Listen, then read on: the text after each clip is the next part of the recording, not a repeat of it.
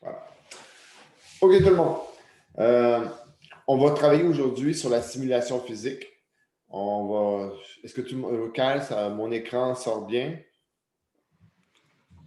Oui, très bien. Parfait. OK. Alors, donc, on va travailler sur la simulation physique. Dans les moteurs de jeu et de simulation, on ne fait pas juste du graphisme, c'est bien le fun le graphisme, mais il faut aussi essayer de représenter le monde réel. Le monde réel, on le représente visuellement, justement, par le moteur graphique, mais il faut également représenter les comportements.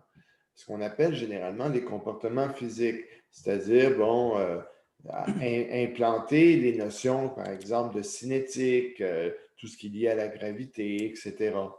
C'est ce qui va donner un réalisme à notre simulation. Alors donc, aujourd'hui, on va regarder quels sont justement ces moteurs physiques. On va partir de général un petit peu et on va aller jusqu'à coder une utilisation d'un moteur physique, une utilisation simple dans des exercices. Alors, si nous regardons ici, bon, les moteurs physiques, à quoi ça sert? On a ça dans tous les moteurs de jeu normalement. C'est un ajout qu'on fait dans un moteur de jeu. Ça va simuler les lois de la physique pour rendre les effets justement plus réalistes à l'observateur. Mais également, ça va plus loin parce que le moteur physique peut gérer énormément de choses dans une simulation. Alors, on dit que c'est une simulation parce on est une approximation de la physique réelle. En fait, surtout lorsqu'on va parler des moteurs qu'on appelle temps réel, les moteurs physiques temps réel, il est presque impossible de faire une simulation parfaite. En fait, ça prendrait beaucoup, beaucoup de puissance de calcul pour se rapprocher de quelque chose qui serait assez proche d'être parfait. Alors, souvent, c'est une approximation qu'on va faire en utilisant des valeurs discrètes. On verra un petit peu plus tard dans le cours, si on a le temps, les morceaux qui vont nous, finalement, le pourquoi on dit que c'est une approximation. Bon, alors, à quoi ça. Le moteur physique, est-ce qu'il reprend toutes les notions de physique que vous allez voir, par exemple, au cégep, en physique 1, 2, 3? Non. Il va se concentrer sur des éléments physiques qui sont pertinents pour justement nos simulations.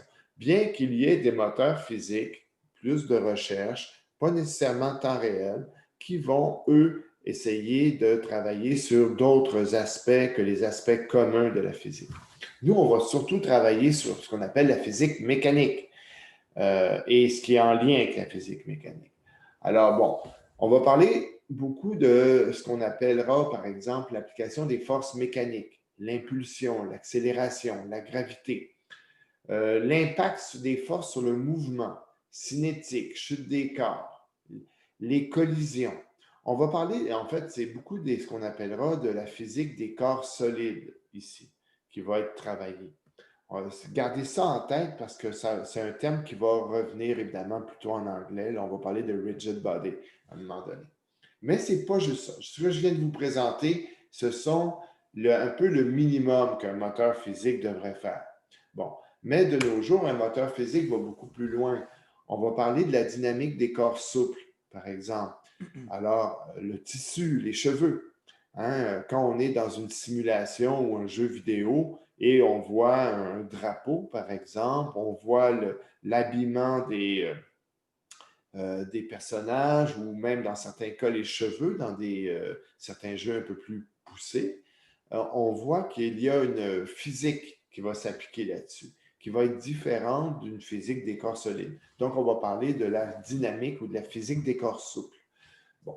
On peut parler également de mécanique des fluides. Alors là, quand on parle de fluide, c'est donc de fluide volumétrique. Et alors ici, oui, ça peut être de l'eau, mais également de la fumée. Hein? Comment la fumée va occuper un espace, comment elle va circuler en fonction des obstacles, tout ça. Et c'est la même chose pour l'eau.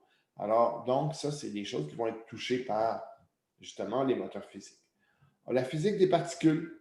Comment on va travailler, en fait, on va travailler, façon de parler, on va utiliser des émetteurs de particules, c'est très utilisé dans la gestion des effets.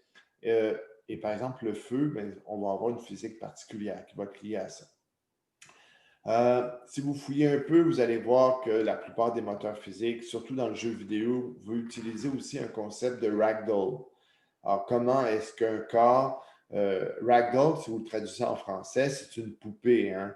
Une poupée de son, généralement. Là, alors, une poupée, c'est pas une poupée Barbie solide. Là. On parle de la poupée ancienne en tissu qui n'a aucune consistance finalement.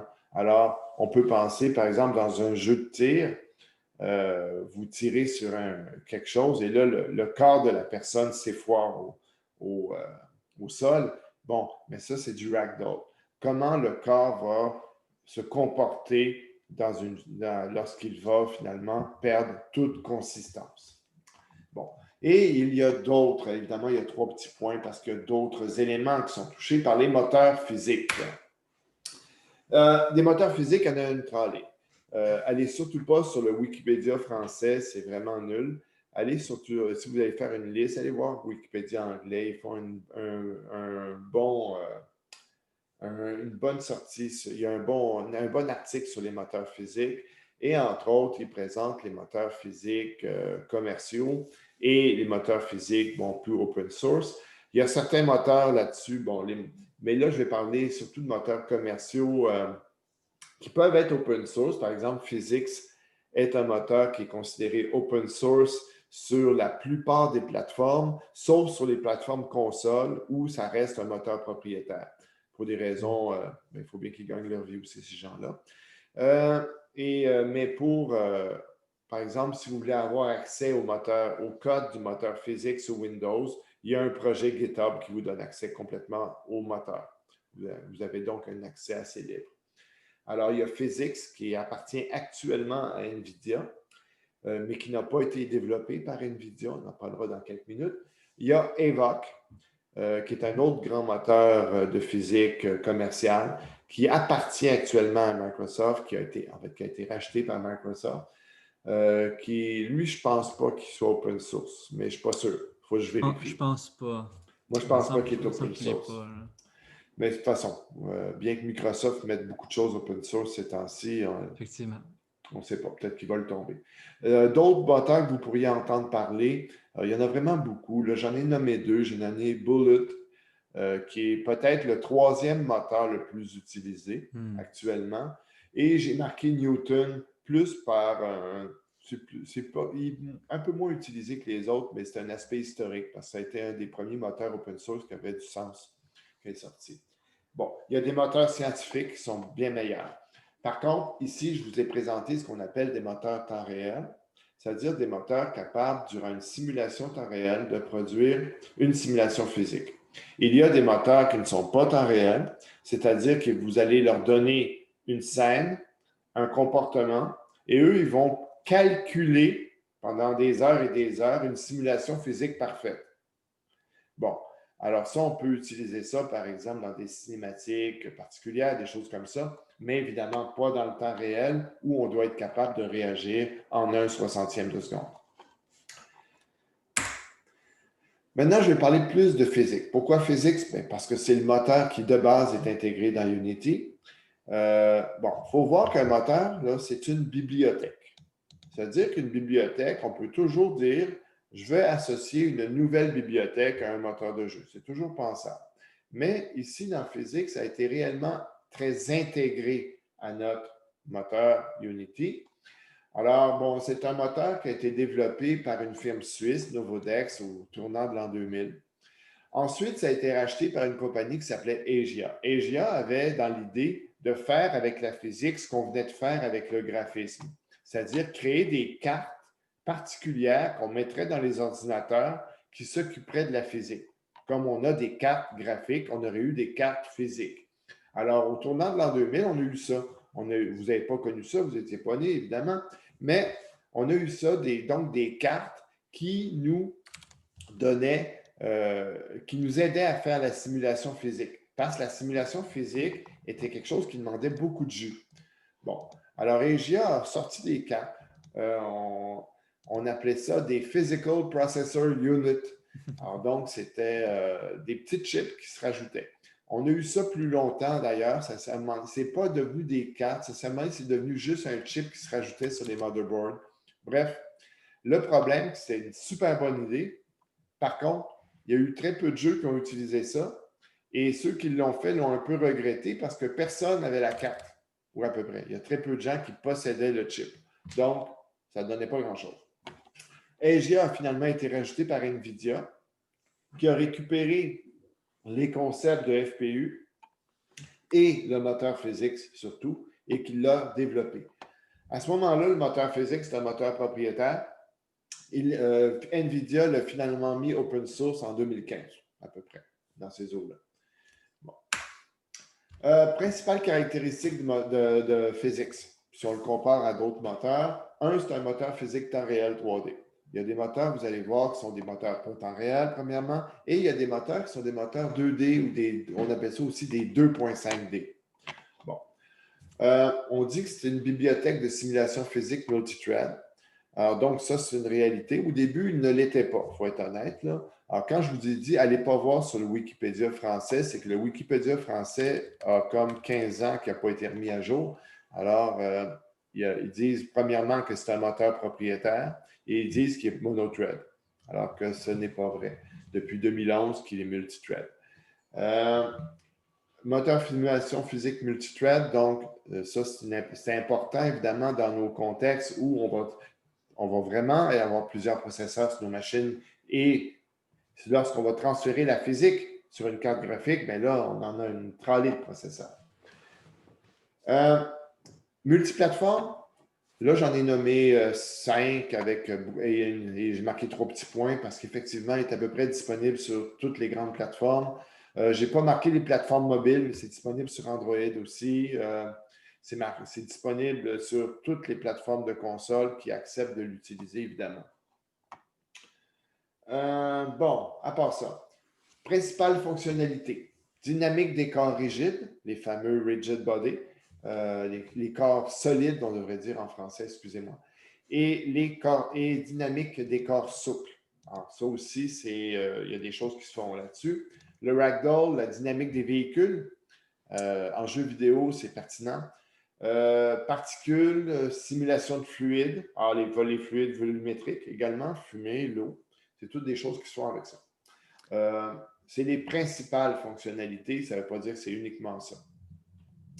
Excuse-moi, Vincent. Oui. Toi, j'imagine que tu es sur la page 8.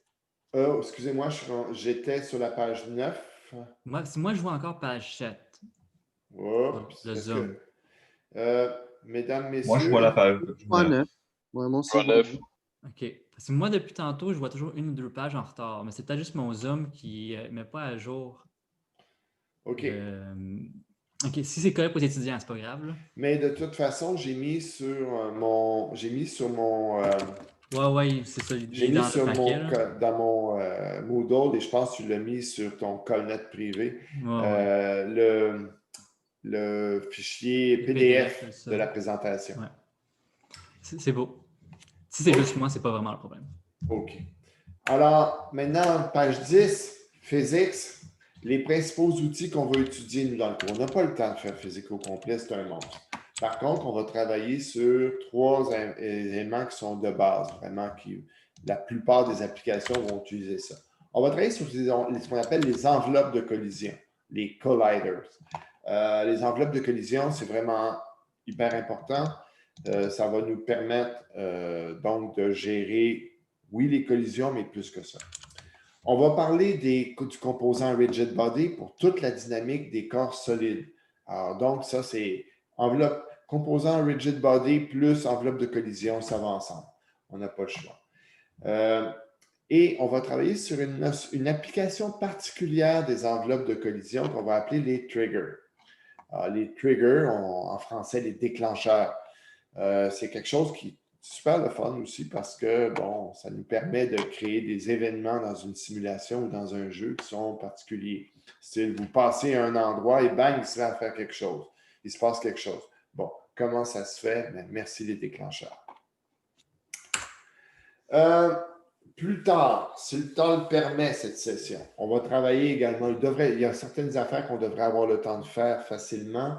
On va parler des matériaux physiques. Les matériaux physiques, c'est ce qui va nous permettre de simuler tout ce qui a rapport au frottement. Alors, par exemple, si on veut que le sol soit une patinoire ou au contraire quelque chose qui n'est vraiment glisse pas du tout, bon, on va avoir besoin de matériaux qu'on va appeler physiques. On a vu les matériaux jusqu'à présent visuels, hein? Par exemple, pour être capable de colorer un objet ou d'appliquer une texture, tout simplement. Mais là, on va parler de matériaux physiques. Ça va être des caractéristiques comme le frottement, la capacité de rebondir, etc. On va parler, j'espère qu'on aura le temps de le faire, les lancers de rayons, le ray tracing. Le ray tracing, c'est super le fun, ça a plein d'utilités. C'est la simulation d'un lancer d'un rayon, comme un rayon laser, dans une direction et de voir qu'est-ce qu'on va rencontrer dans notre monde virtuel. Quels sont les objets qui ont été touchés. Alors, par exemple, ça peut servir à la détection de la proximité ou d'une précollision, mais ça peut également servir à plein d'autres choses. Alors, là, ça, c'est deux thèmes que j'aimerais qu'on ait le temps de voir un petit peu cette session. Juste pour t'interrompre bien vite, Vas-y, Vincent, vas-y. ici.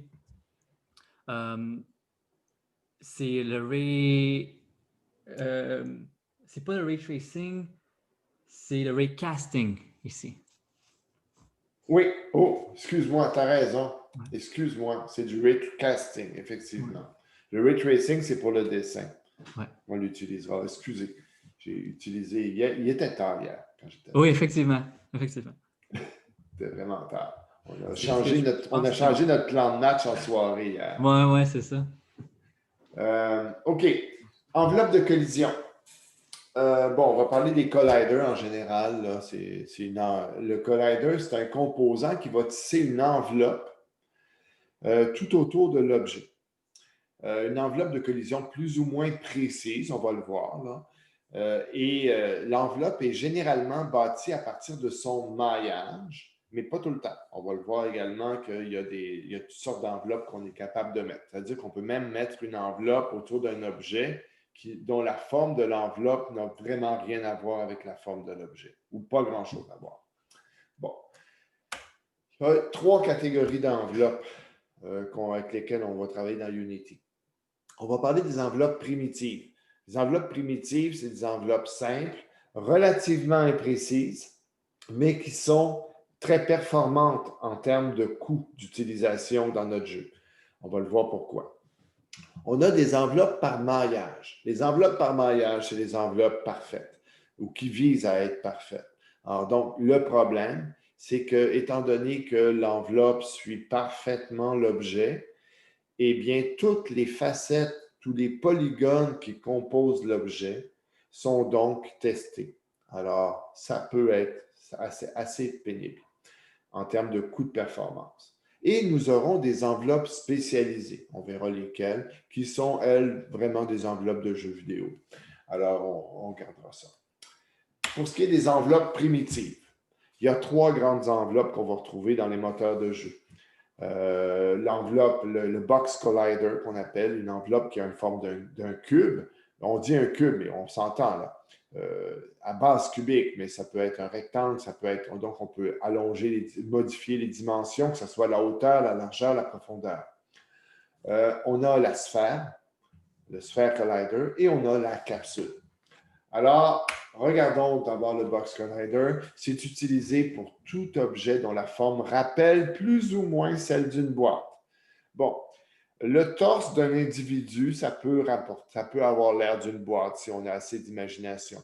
Bon, l'intérêt des Box Collider, c'est que c'est des enveloppes assez performantes. Le coût d'utilisation n'est pas grand. Par contre, évidemment, il y a peu d'objets qui sont parfaitement en forme d'une boîte, en fait. Hein, on dit un cube, mais en fait, le terme anglais Box Collider est plus proche de la réalité. C'est une boîte. Et il y a peu d'objets qui sont des boîtes. Par contre, on est capable de bâtir une enveloppe grossière avec un ensemble de boîtes. Alors, on peut penser à un véhicule automobile, on peut penser à toutes sortes de choses qui peuvent nous permettre de faire des tests de collision grossiers. mais qui sont suffisants dans certaines circonstances. Par exemple, est-ce que le véhicule passe à tel endroit? Grossièrement, oui. C'est ça qu'on a besoin de savoir. L'enveloppe en elle-même peut être redimensionnée sur les 3 axes. On a le Sphere Collider.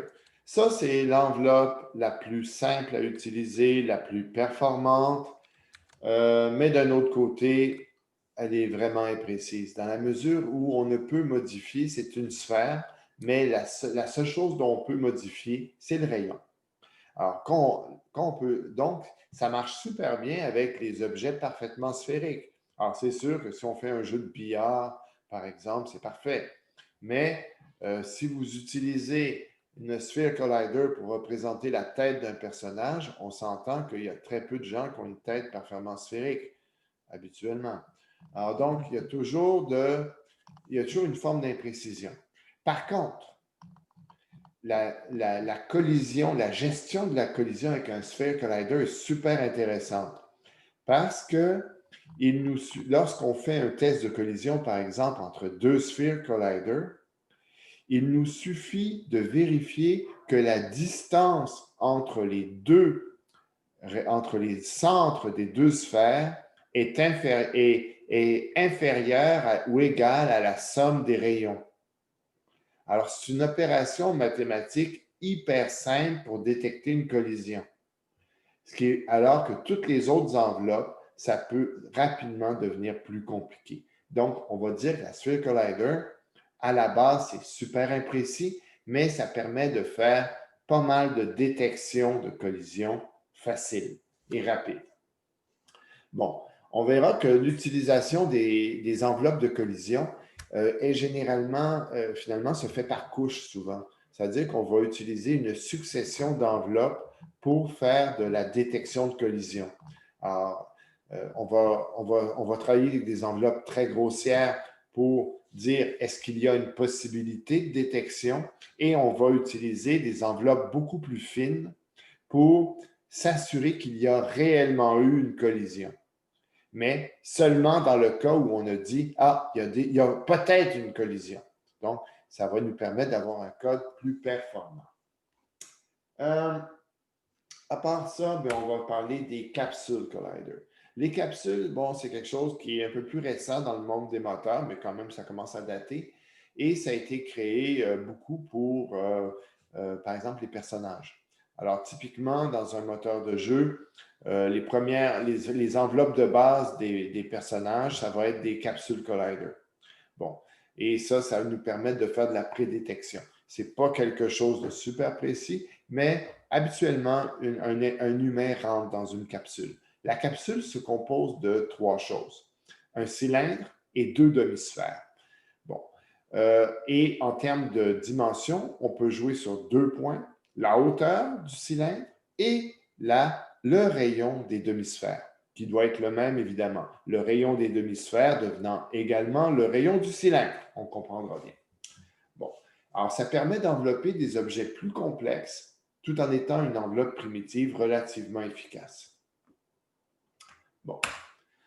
Maintenant, dans les enveloppes par maillage, ici, il s'agit il faut quand même comprendre comment se compose un objet. Un objet se compose de polygones. Imaginez des petits triangles. On appelle ça des polygones, mais c'est tout le temps des triangles. Alors, imaginez qu'on va représenter un objet complexe en assemblant une série de triangles. Alors, tout objet peut être représenté par ça.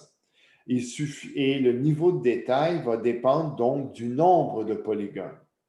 Alors, dans un jeu vidéo, on aime avoir des objets avec moins de polygones possibles parce qu'ils sont plus rapides à dessiner. Mais par contre, il y a des objets qu'on veut qui soient très beaux. Alors, eux, on va permettre d'avoir plus de polygones. Bon, alors, on peut... attends, je regarde l'heure avant de donner mes exemples. Oh, on va manquer de temps. Écoute, Kyle, on va devoir faire les exercices au prochain cours parce que je regarde l'heure.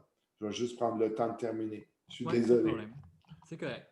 Bon, lorsqu'on va parler de maillage ici, on peut imaginer, par exemple, vous avez peut-être déjà joué à des jeux genre Assassin's Creed ou des choses comme ça. Ce sont des jeux où on va avoir une foule avec beaucoup de détails, beaucoup de personnages, etc. Euh, bon, ben on va utiliser des techniques qu'on va appeler de level of detail. Mhm. Alors, par exemple, imaginons que vous êtes dans une foule, vous voyez quelqu'un au loin, il paraît vraiment loin, là. Il est dans la ville à 3 coins de rue, là. Vous voyez à peine une tache. Évidemment, à ce moment-là, l'objet, si on le voyait réellement, il est peut-être représenté par quelques polygones vagues, vite, vite. Et plus il se rapproche, plus le moteur va remplacer le modèle peu détaillé par un modèle de plus en plus détaillé. Alors, il peut y avoir des fois 3, 4 niveaux de détail facilement. Bon. Alors, donc, on va appeler ça du level of detail. Donc, on imagine que tout objet peut être représenté soit par une vision très détaillée qui contient beaucoup de polygones ou une vision peu détaillée qui contient peu de polygones. Alors, c'est là qu'on va parler de low detail ou encore de low poly. Bon, vous avez des termes que vous pourriez entendre. Alors donc, ici, l'enveloppe de collision par maillage est basée sur les polygones de l'objet. Alors, imaginons qu'on a un objet super précis et qui contient 20 000 polygones, ce qui peut arriver dans certaines circonstances. Euh, eh bien, ça veut dire un grand nombre de détections parce que la détection va devoir se faire sur chacune des facettes du jeu, les 20 000. Par contre, si notre objet possède également une version qu'on appelle low poly, de quelques dizaines ou quelques centaines de polygones, à ce moment-là, on peut utiliser cette version low poly pour générer une enveloppe de collision qui va être quand même assez précise, mais qui va être beaucoup plus performante. Alors, c'est pour ça qu'on va parler de level of detail ou de low detail, low poly, lorsqu'on va utiliser les enveloppes par maillage. Dans notre cours, nous, on n'aura pas cette occasion de travailler avec le level of detail. C'est normal parce que quand on va travailler avec un objet, on n'aura qu'une version de l'objet. On n'est pas Ubisoft, on n'est pas EA non plus. Bon. Les enveloppes spécialisées qu'on retrouve dans Unity. Les deux principales, les Wheel Colliders et les Terrain Colliders. Les Wheel Colliders, les roues, c'est pour tout ce qui est véhicule. Alors, ça va permettre de produire des effets comme le glissement, le drafting, si vous préférez, et des choses comme ça. Le terrain collider, mais là, c'est pour des décors extérieurs, quand vous avez un paysage complexe avec du relief. Faire la détection de collision sur ça, ça peut être extrêmement pénible. On peut la faire avec un maillage, mais il y a des détections de collision sur les maillages sur un terrain. C'est vraiment, vraiment, vraiment lourd. Alors, ils ont développé quelque chose de particulier qu'on appelle les terrains colliders. Ces deux choses-là, je vous dirais que si on les voit, si vous les utilisez, ça sera plus dans le prochain cours, le cours 420-204, dans votre projet de fin d'études, si vous souhaitez aller utiliser ces choses-là. Bon, un autre point qu'on va regarder, le composant Rigid Body. Composant Rigid Body, ça permet de faire en sorte qu'un Game Object adopte un comportement physique qui va réagir à différentes forces, par exemple la gravité, les forces cinétiques. Ce sont donc c'est un composant particulier et on le verra à fond, ce composant-là, qui va nous permettre de gérer beaucoup d'éléments de réaction à la physique et également d'ajouter une touche de contrôle parce que l'objet ne va pas bêtement réagir à la physique, on va être capable également de contrôler ses réactions. Alors, par exemple, si on veut faire quelque chose qui a un look 2D, on pourra contrôler que les forces physiques ne feront jamais, par exemple, varier l'objet en Z. Et ils vont continuer à le faire varier en X et en Y. Alors, ce genre de contrôle-là. Bon. Lorsqu'on va parler du Game Object, si on utilise pleinement un objet doté d'un composant Rigid Body, l'objet, on va devoir le déplacer à l'aide de forces physiques. Alors, par exemple, une impulsion, une force, une accélération.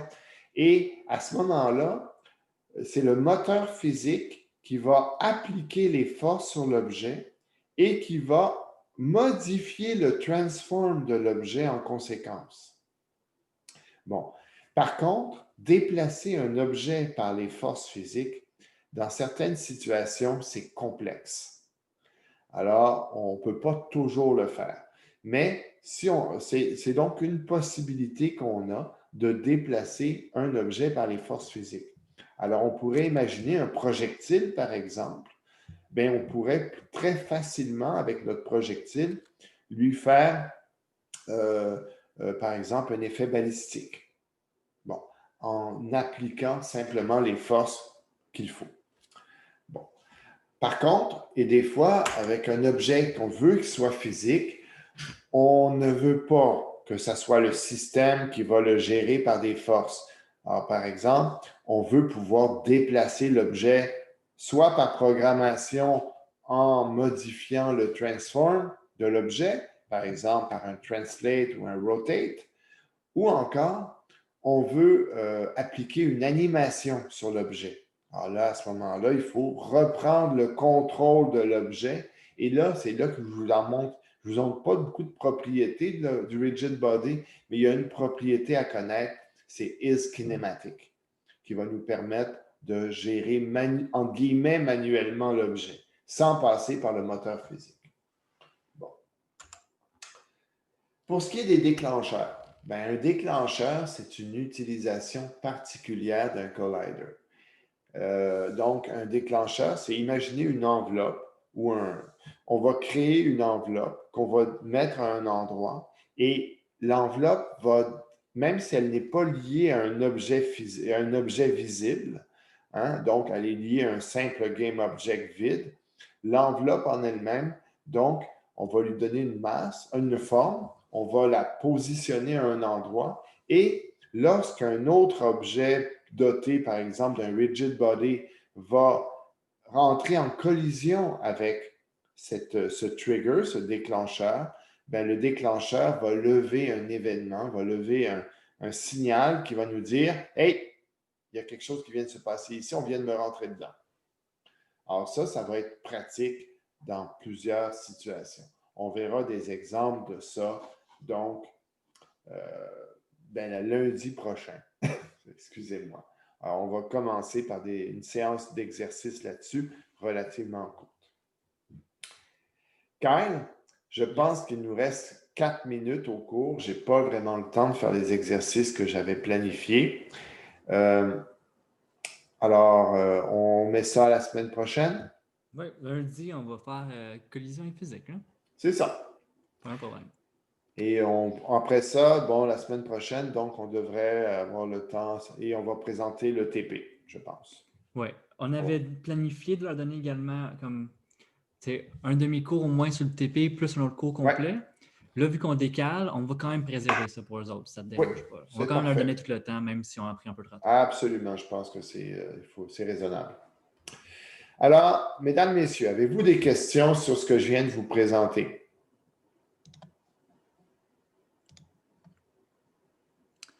Moi, Vincent, j'ai dû me reconnecter, donc j'ai perdu le chat. S'il y avait quelque chose à l'intérieur, je ne sais pas. Je vais vérifier le chat dans quelques secondes. Le chat, il y a un message dedans. 10 sur 10 qui a été dû. OK. Bon, d'accord. Ça marche. OK, alors c'est des vieux messages. Bon, écoute, on a une première présentation de fait. Alors, la semaine prochaine, donc, on va appliquer. Alors, on va faire 2 situations où on va justement travailler avec des rigid body, avec les enveloppes de collision de base, avec des déclencheurs et l'application de force également. Alors, mesdames, messieurs, je vous souhaite une belle fin de journée. Et on se revoit lundi. Si vous avez quoi que ce soit, vous nous contactez, Kyle et moi. Ça nous fera plaisir de vous voir. Mais cet après-midi, on est en réunion. Oui, là, on est en réunion toute la journée. À partir de maintenant. OK. Au revoir tout le monde. Salut tout le monde. Bonne journée. Merci. Bonne journée. Merci, bonne journée. Bonne journée. Vous allez mettre quand le code sur le site? Disons d'ici demain matin. OK, parfait. Bonne journée. Salut. Je viens de me rappeler, j'étais sur mute, mais j'avais une question. Oh, vas-y. Parlant, exemple, de triggers, puis tout, c'est-tu quelque chose qui se colle dans un code ou c'est quelque chose qu'il faut quand même définir? Comme, En fait, c'est que il y a deux aspects, comme toujours en Unity. Tu as l'aspect que ce que tu vas faire dans l'éditeur, de définir que tu vas créer, par exemple, un déclencheur, tu vas créer un GameObject vide et tu vas mettre à ton GameObject, tu vas lui ajouter un composant qui va te permettre de créer justement un déclencheur. Alors, donc, oui, tu vas avoir besoin d'une enveloppe de collision, puis que tu vas dire, OK, cette enveloppe-là, je lui donne telle dimension, et tu vas positionner ton GameObject à un certain endroit. Alors, donc, ça, c'est l'aspect éditeur. Et dans le code, tu vas avoir des fonctions qui vont être automatiques, qu'on va pouvoir appeler lorsque le déclencheur est justement est touché. Lorsqu'il y a une collision avec le déclencheur. OK, donc ça va être propre au déclencheur, selon le déclencheur, ça va être des fonctions propres. OK, parfait. Merci beaucoup. Exactement. Mais là, on va avoir une notion qui s'appelle la notion d'événement qui va être plus claire à ce moment-là. Au prochain cours, je m'imagine? Ouais. OK, parfait. Merci beaucoup, bonne journée.